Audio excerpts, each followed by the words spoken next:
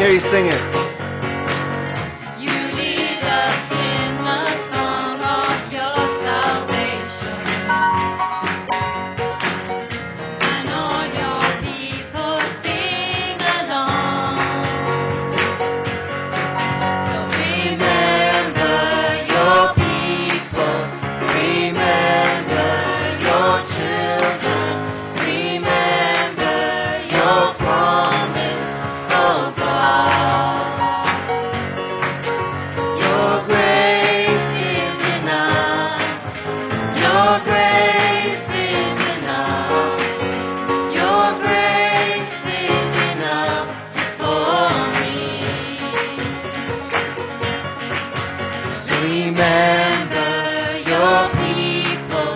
Remember your children. Remember your promise, oh God. Your grace is enough. Your grace is enough. Your grace is enough for me. One more time. Your grace is enough. Your grace is enough. Your grace is enough for me.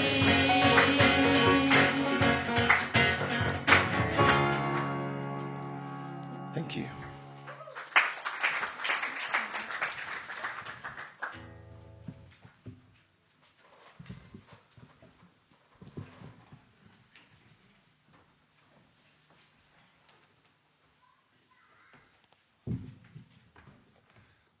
Just disappear for a second.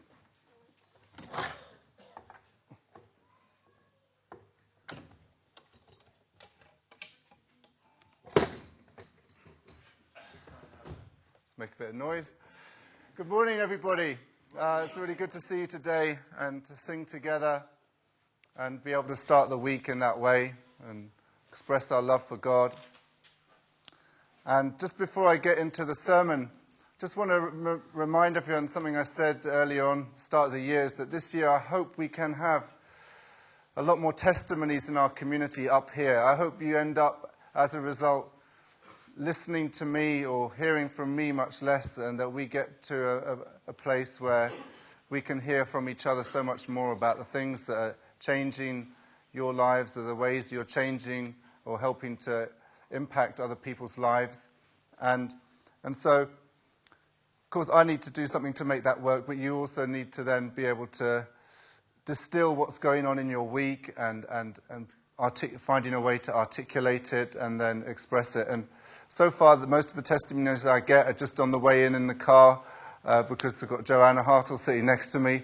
But we can't all drive in together, so you'll have to email them in or Facebook me them or something. Or they can be really short and you could just tweet them to me, and I'm sure that would sometimes even be better if they're short. But I just asked, Joanna said I could share her testimony that she shared on the way in, because I wasn't sure if I was going to share it, but just when we sang that line, how God turns my darkness into light. And she just shared this testimony with me this morning, how the way I see it is through her, through Joanna this week, or last week, God was able to turn someone's darkness into light. And she just said to me she went to see a movie in Acton at the View Cinema and went to this Chinese buffet. And she didn't even tell me she went with anyone. So I thought she just went by herself. But then after I realized she went to celebrate with somebody last night. Because someone who used to live with her, a Romanian girl who's working in a care home in Hanwell, where we some of us live. She was working in a care home where they've basically got 50-plus old people with dementia, with about a shift of 5 people on a shift. So that's 1 person to every 10 people. And this Romanian girl, she's got maybe not just a girl. She's got a son who's about 20, so she's a bit more than a girl. But he's back in Romania, and he's got a really bad lung infection, and he's very sick and very ill. He used to be a builder, but he damaged his health. And he's basically living on a little plot of land where he gets a little bit of work, and there's no benefits out there like a lot of people can get here. So he's, gets what he can get. And she doesn't get paid much where she works, maybe not much more than to pay her way here, but she's trying to send something back so he can eat, literally so he can eat. And so Joanna was meeting with her a week or so ago and just sharing with her and comforting her. And it's great to comfort people, isn't it? But then she did something else, which was that Joanna saw, because she works in that field, she saw an advert in the local paper advertising a job for a private, someone to work as a private care worker in a home. A much better job than this Joanna's friend had. And she just sent a letter of introduction saying, I have this friend, explaining about her and introducing her. And they went out last night to celebrate that she got that job. And so she could move on from that care home where it was, also where she was working, there was a lot of conflict between the staff there, some from Poland, some from Romania, and there was a bit of tension and various other issues. So I just wanted to share that testimony. And so if you have stories or testimonies like that, or from in some other vein, we may not be sitting in the car together, but let me know. Yeah, you may not think they're important, but they're important because I know from the home meeting, we had a Sunday service in our homes last week, about 5 different homes we met. And one of the things one of you shared in my home was that how, coming here every Sunday can sometimes feel frustrating, because they feel in their heart that we should be doing something to change the world, and sometimes it doesn't feel like that we're really doing that. So we need to realize when we are, and also see the ways maybe we could be more. And then I want to share a bit more about some other people who are thinking like that later on. But I wanted to share today about, how can we be a people God can relate to, as we move up to this holy wine ceremony that we're going to have next week, and the grace that we can receive from that, and then the Foundation Day registration blessing. When they made this covenant, the Israelites, with God at Mount Sinai, when Pentecost happened in that upper room, was that grace just for that moment? Or did it extend out into that period after? Was that grace just for that one day? Or was it then available there onwards? Which do you think? The latter or the former? The latter, right? Because so we're moving towards this day or these couple of ceremonies that we're going to be doing, but we've got to realize that grace is just then going to be available thereon after. Not just for us, but for all people if they can connect to it. Just we're going to be at that starting point where it's poured down. So how can we be a people who God can relate to? Just as I was, how, I don't know what you think, but I feel like taxi drivers and people who cut our hair, they're like the priests and the pastors of the high street and the roads. You go in and you sit down in the barbers, or you get into a taxi and they'll ask you, so, are you at work today? Or, how's your day going? They'll ask you a question, and then you've got a choice. You can basically say as little as possible.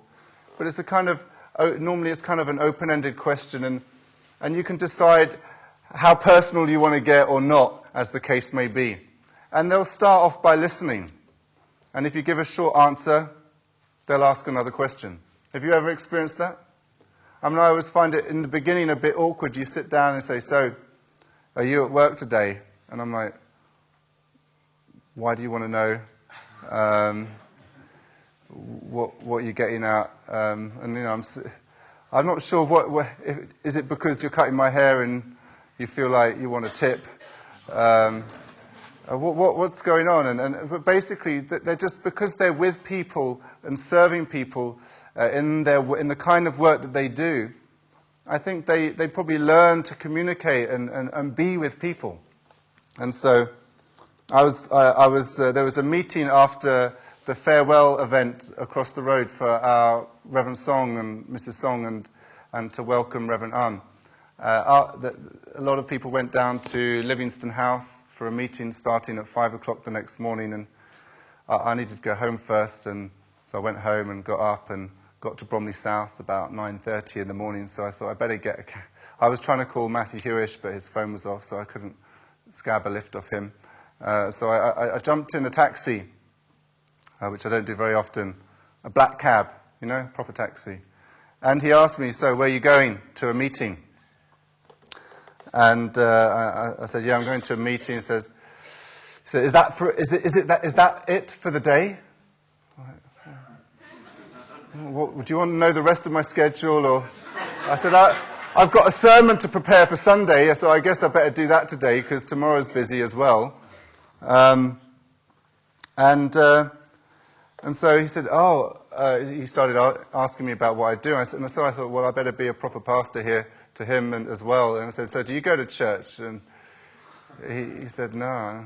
And he kind of sort of said in an apologetic way, like, "No, I don't, because you know what life's like. I used to when I was younger." And basically he shared with me how he misses so much the way things were before they changed the Sunday trading laws. When Sunday was quiet, where nothing happened in the high street on a Sunday, but people were together with their family. He said he can remember when Christmas started on the 1st of December. And before it became a franchise that began in the end of the summer, and people already started advertising for their products for Christmas. And, he expressed this sense that something was missing because of this, that something in his life was missing, that because people are juggling shifts all the time, and that something that felt right and proper had slipped away, had been forgotten. And that families can't sit down at the meal table together and eat with one another and be with one another. And so I kind of like these meetings with the barber or the hairdresser or the taxi driver because I like to know what the general public think, not through the filter of a journalist or a newspaper editor, but just to hear it from the horse's mouth. And basically what I felt he was saying to me is there's a lot of willingness out there for a spiritual life, for an intimate, close life, family life that people want. As long as it's not forced on them, because we spoke about how Islam's the fastest growing religion in Britain, and because I just said to him I like a lot of the values, but not always often the way they're maybe expressed a bit too strongly.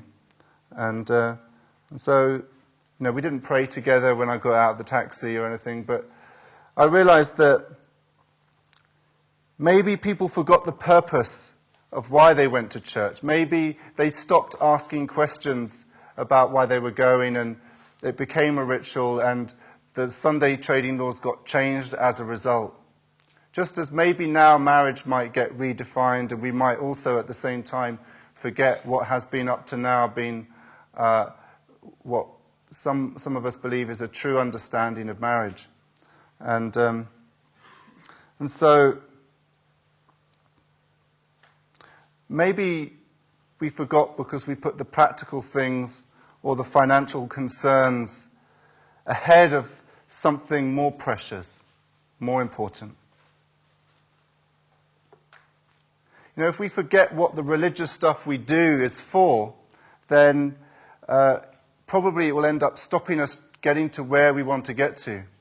And so I know as many of you are preparing for Foundation Day and for this Holy Wine ceremony, if you're making some spiritual conditions, then I think it's good for us to remember that these, in a sense, are more to help us than to help God. God doesn't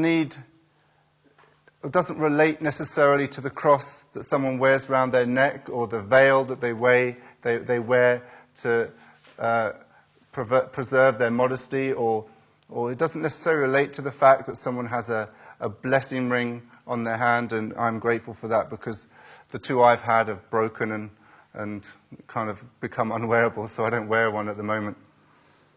But, all these trappings are essentially there to help us remember about how we want to be a people that God can relate to. They don't necessarily or particularly help God. What matters to God is that possibly through these things, through this holy wine ceremony, through these vows that you may be making to God, or through this reading you're doing in the mornings, that through these things that your heart may be turned. Your heart may be shifted to being in a place that is able to, that God can relate to. So all these things, the symbols, have a function, but they are not the goal or the focus for God. And I thought it would be good to look at tithing as one of those issues, but I'll come to that in a minute. But I just want to read you something from the Divine Principle. Human beings cannot become the partners who inspire God with joy unless they understand His will and make an effort to live accordingly. Therefore, human beings are endowed with emotional sensitivity to the heart of God. So your heart is created to be sensitive to the invisible God that made you. But not only your heart, but also you are given intuition and reason. Intuition, that sixth sense, and reason, that ability to be rational, so that you can comprehend His will. And you are also given the requisite abilities, and I guess it's connecting to our will. I think that's what Joanna's got a lot of the way she responded to that newspaper advert. The will to practice it.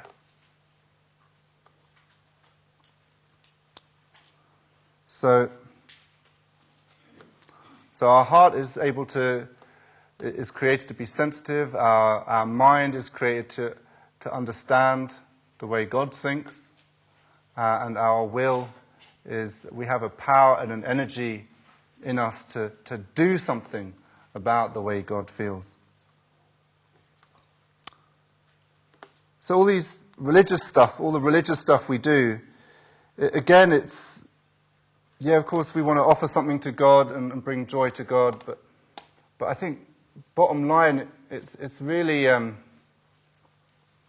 to help us to turn our heart around and to become a people God can relate to. Because my next thought was that if we can become a people God can relate to, we can be people who can help others relate to God. Yeah? Like it always says up here, we can make it easier for people to connect to God if we are a people God can relate to, that He can work through. So tithing is something that kind of we do. We give our tithing to God in order to express our faith, our gratitude, and to come to understand that everything we have comes from Him. And so also this donation that people have been asked to make for Foundation Day, it's like £85 now. This is meant to represent, this donation is meant to represent, in a way, all things, all of creation that was misused and misappropriated and etc. By mankind. And just through that, relatively speaking, small amount of money compared to how the creation's been used for thousands and thousands of years to fight wars and to build up empires and various other things, is to somehow restore that and to show to be like an atonement. And so if you think of it in that perspective, it's actually really a tiny, tiny, tiny, tiny piece of very, very small thing that we're giving.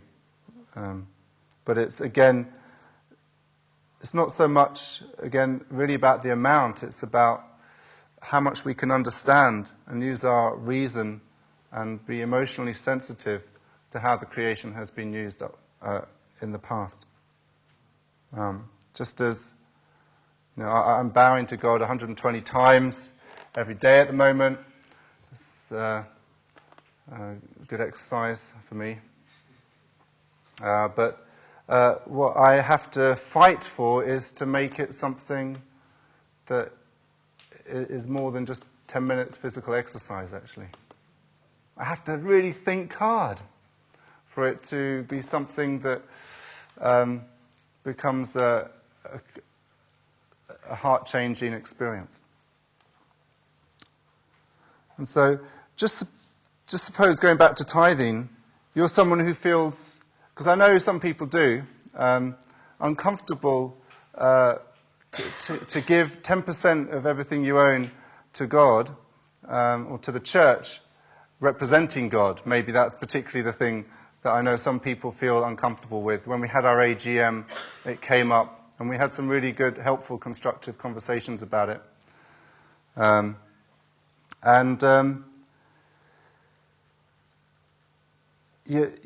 know some of you are worried about maybe how the movement uses money, whether it's on the local level or on the national or European or international level. But anyway, somehow you have an urge to give. And so you're struggling maybe where to give. Yeah. So there's a tension there. We want to give, but we're trying to work something out. And that's the whole point of having tithing, is to work something out.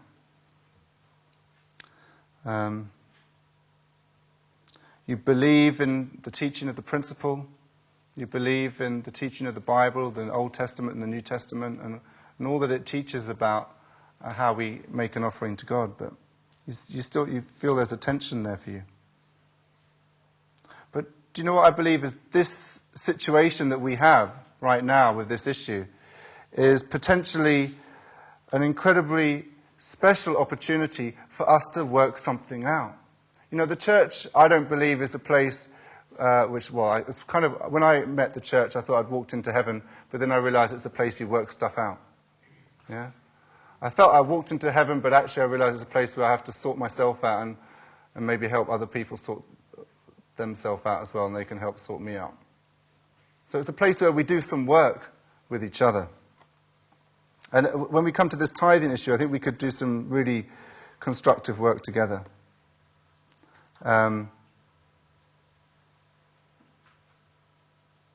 But there's a fine line. We can decide, because of a tension like that, just to walk away from it and decide, well, I'll just give it a miss.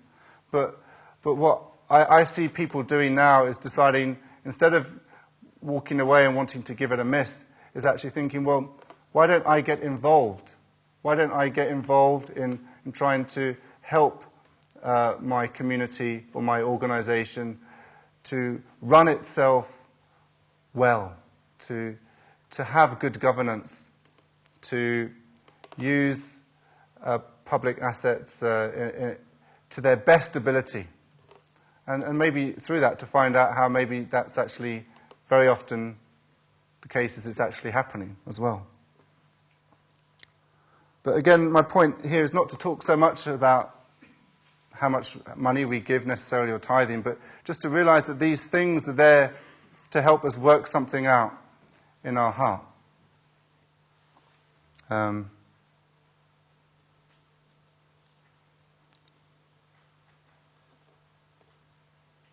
So let's not be afraid to tackle the elephants in the room. Yeah? And isn't that what Jesus did when we sang that song and we spoke about how he went into the temple? Isn't that what True Father's always done every time he sits down with people? Doesn't beat about the bush.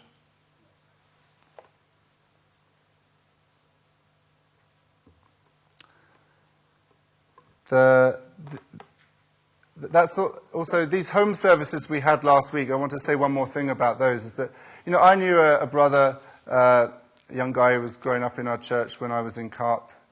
We used to have a CARP service here.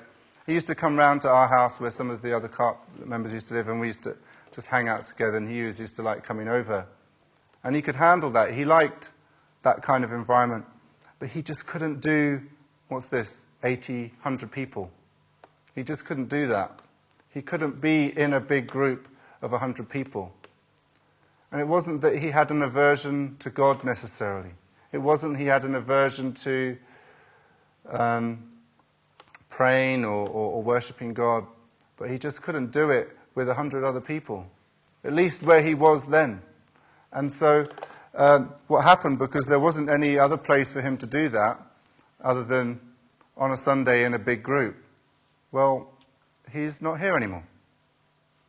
But if we had home services, if we had groups where people could meet, 5, 10, 15, 20 even, but relatively small, if we had had that back then, he might still be here now. He might have actually decided to dip his toe in the water and come to a big group and find that it's not all bad, or it's not that scary.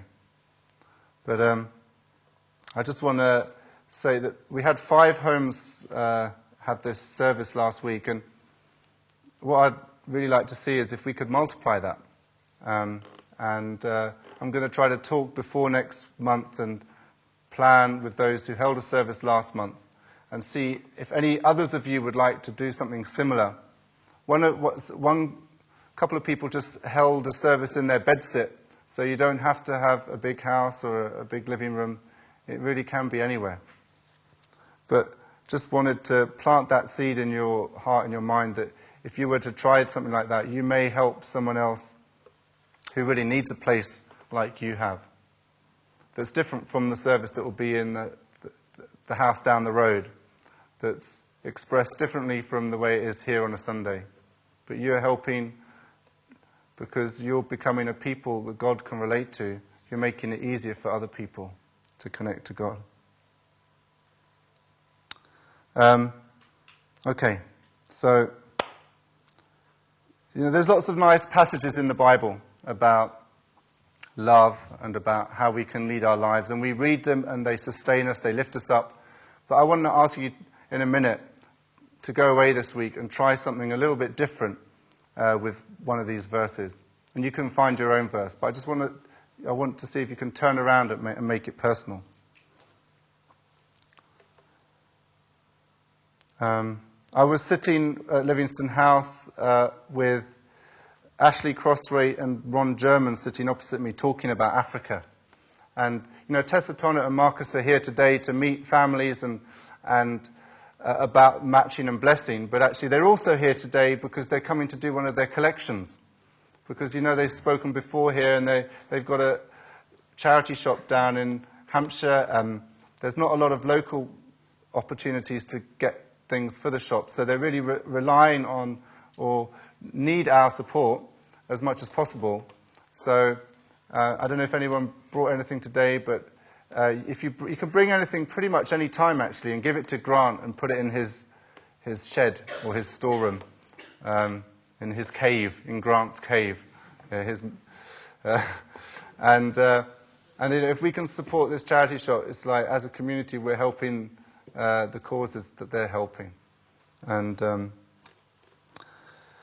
But just listening to Ashley and Ron, they were talking about Africa. And, Ron said something about, because he's a tribal, he's a national messiah for a country in Africa. And just I heard him say, we don't know what's going to happen. Maybe this national messiah thing will be dropped. But he's like, it doesn't really matter to me anymore whether I've got that name or not, because my heart is well and truly anchored out there. That I don't need a title or a position or anything to get involved with what's going out there. And listening to them both talk about the issues and how they're trying to help communities with HIV problems and various different things. And they're not doing it because anyone's telling them to do it. Their just heart is completely wrapped up in the situation there and committed to what's going on. And it made me think of this verse from the Bible.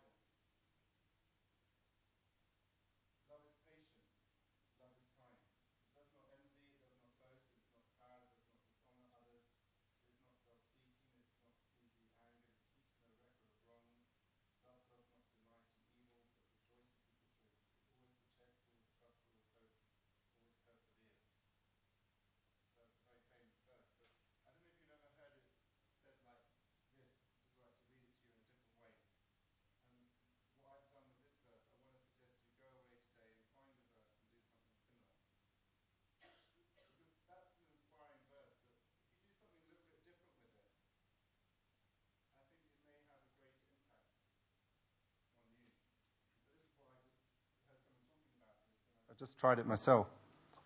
And so I've changed it. And so the word love doesn't appear now when I'm going to read it. But somehow it kind of gives me a kick. I am patient. I am kind. I do not envy. I do not boast. I am not proud.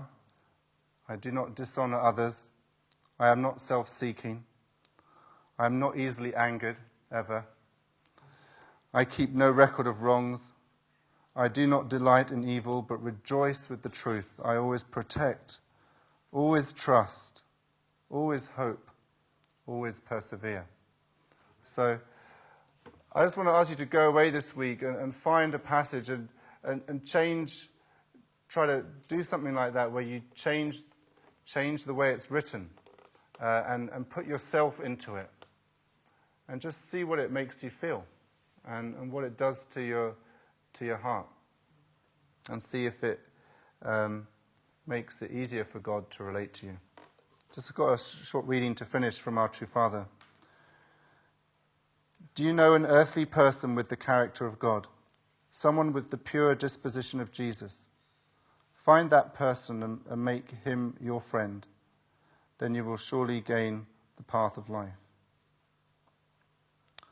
So, do you want to just join me in a prayer and we'll finish?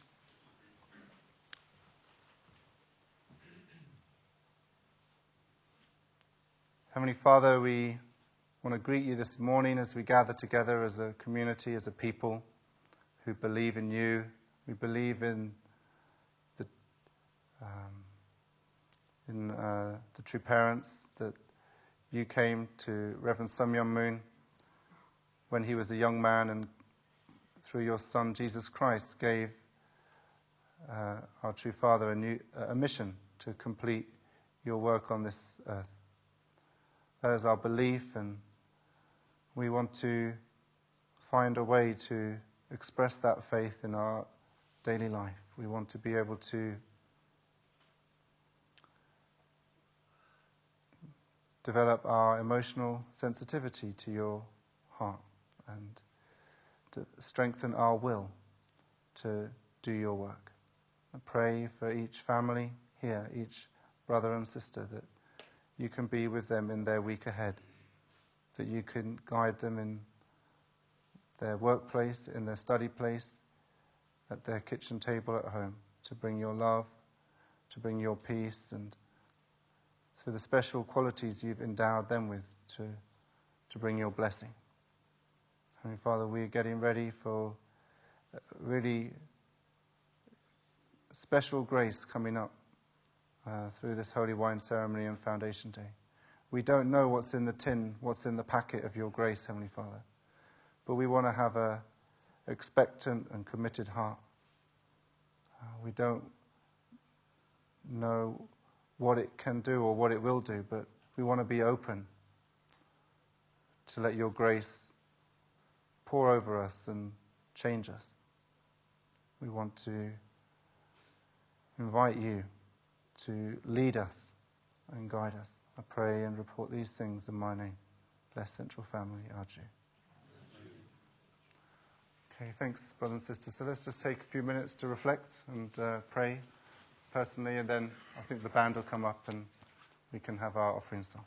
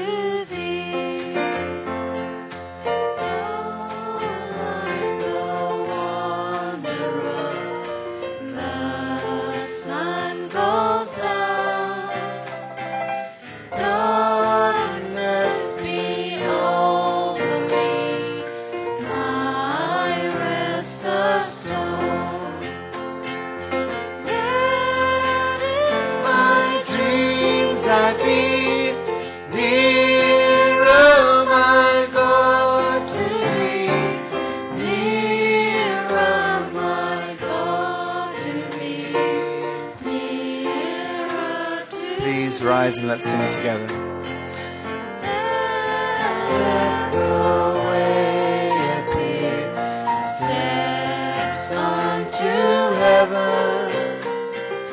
Oh, that thou sendest me in mercy given. Angels to beckon me, nearer, my God, to thee. Nearer, my God, to thee. Nearer to thee. Then with my waking thoughts, bright with thy praise, out of my stormy days, Bethel I'll raise. So by my woes to be nearer, my God, to thee. Nearer, my God, to thee. Nearer to thee. Oh, if on joyful wing, cleaving the sky, sun, moon, and stars from apart I fly. Still all my song shall be nearer, my God, to thee. Nearer, my God, to thee. Nearer to thee.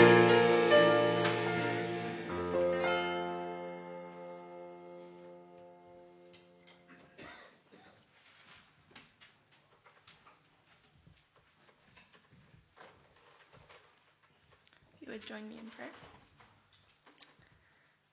Dear beloved Heavenly Parent, I pray, Heavenly Father, on this day as we've come together to experience your love in our relationships between each other, I pray that we can truly be inspired, Heavenly Father, as so many of us are preparing for Foundation Day.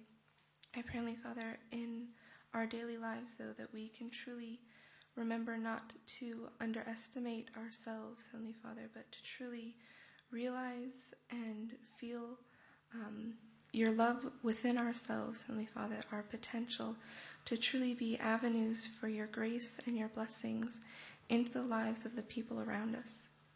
That we can be inspired to craft ourselves into the people that you need and desire us to be, Heavenly Father, to be people who can connect and who can truly bring your presence and your guidance and your principle, Heavenly Father, into our hearts and into our families and our communities and our countries and the world, Heavenly Father, that we can be inspired each and every day to work to make ourselves and our home and our families holy, and to make ourselves representations of your ideal of creation, even through difficulties, that we can be inspired and true representatives. And I pray and thanks, Heavenly Father, for your blessings this day. In the name of Leona Hernandez, daughter Felix and Moore Hernandez, Central Blessed Family, Aju.